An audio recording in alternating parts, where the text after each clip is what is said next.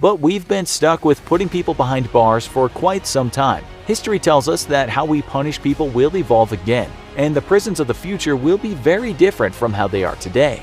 There's a lot of information out there regarding what we call prison reform. You can find certain groups applauding prisons in Norway, where inmates in one prison we saw are housed in cells that look more like apartments. Prisoners are treated well, eat well, can be educated, and have fulfilling jobs while on the inside. Some of them even have access to Facebook or YouTube. Come 2119, our views on this will have progressed a lot more, and we can't really say how. We do imagine, though, that prison will be less about punishment and more about rehabilitation.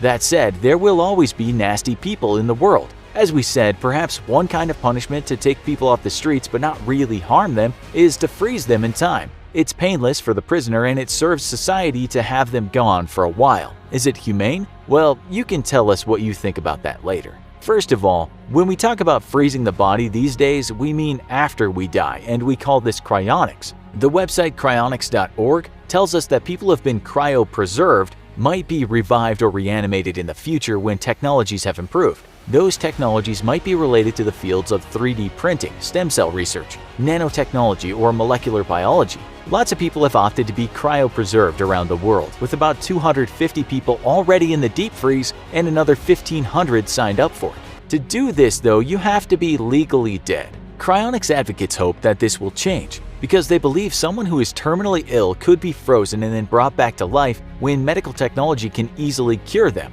With prisoners, of course, they could be frozen when in good health. Right now, this is the stuff of science fiction. There's no real foundation at the time to say that it can be done, but we don't know how technology will improve. That said, if you could go back in time, say 200 years ago, and ask a scientist what he or she thinks about the present-day technologies, they might say, not a chance, don't be silly. What about Mars as a penal colony, a bit like Australia was in the past? Well, it's unlikely right now, as just to put a person in space costs millions of dollars. That may all change come 2119 though. But even if great breakthroughs in space travel do happen, will we send prisoners to the new home? You might have heard tech wizard Elon Musk say that a place to live on Mars called Mars Base Alpha could be built by 2028. But he's not talking about a place anyone can live, replete with dollar stores and fast food restaurants. He's talking about a place a highly trained astronaut could visit for an astronomical, pun fully intended, amount of money. Even if they did get there by 2028, there's no way we'd be sending prisoners up there for a long time.